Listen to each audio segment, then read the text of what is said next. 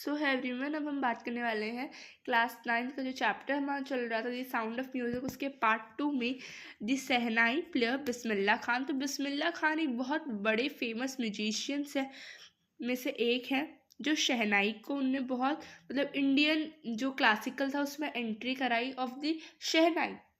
लेकिन अभी हम सबसे पहले बात करने वाले औरंगज़ेब ने। औरंगज़ेब को जो पुंगी की जो साउंड थी पसंद नहीं थी। औरंगज़ेब ने क्या करा, उसको बैन करवा दिया पुंगी के साउंड को।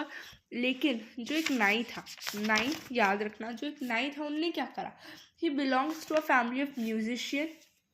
तो उसने उस नाई ने क्या करे, हॉलो एक डंडी ली जिसमें 7 होल्स करे, और जब उस होल्स को अलग अलग तरीके से क्लोज या ओपन करा तो व्हाट डिड ही नोटिस कि एक अलग सी बहुत अच्छी सी साउंड प्रोड्यूस हो रही है।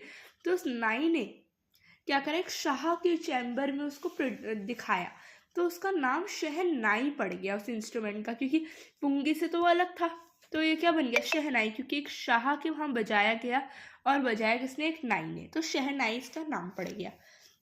देन लेकिन जो सबसे जो इम्पोर्टेंट है वो है बिस्मिल्लाह खान, जिनने क्या करा, शहनाई को क्लासिकल म्यूज़िक में एंट्री कराई। पहले जो राग बहुत इम्पॉसिबल कंसीडर्ड किए जाते थे फॉर दी शहनाई, वो किन्ने पॉसिबल करके दिखा दिए, पॉसिबल करके दिखा दिए बिस्मिल्लाह खान ने। और जो बिस्मिल्लाह खान की अगर फैमिली की अगर हम बात करें, पूरी म्यूजिशियन फैमिली से बिलोंग करती है।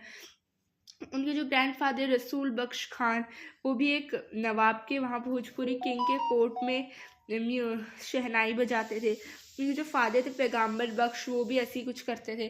देन लेकिन उनने अपना जो सबसे पहले उनका इंटरेस्ट आया वो आया उनके मामा के वहाँ से। उनके जो अंकल थे वो विष्णु टेम्पल में बजाते थे शहनाई, और उनका नाम क्या था, अली बख्श। अली बख्श जो थे उनसे वो बहुत इंस्पायर हुए, घंटों बैठ के प्रैक्टिस करने लग गए गंगा नदी के किनारे, है ना।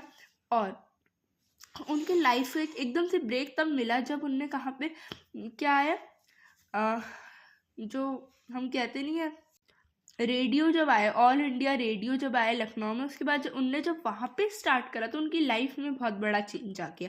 उसके बाद तो उनने बहुत सारी जगह गए, वो अफ़गानिस्तान उनकी पहली जगह थी जहाँ उनने बजाया। उसके बाद उनने राग काफ़ी बजाया था रेड फोर्ट में जब इंडिया इंडिपेंडेंस हुई।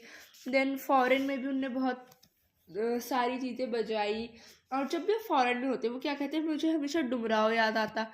मतलब वो कहते हैं कि मुझे हमेशा जब मैं फॉरेन में होता मुझे इंडिया याद आता है, जब मैं इंडिया में मुंबई जैसे कहीं सिटी में होता मुझे डुमराव याद आता, और डुमराव में मुझे वहाँ के गंगा रिवर, मट्ठा, ये सारी चीज़ें याद आती। देन उन्हें बहुत सारे अवार्ड्स भी मिले थे, उन पर बहुत सारी मूवीज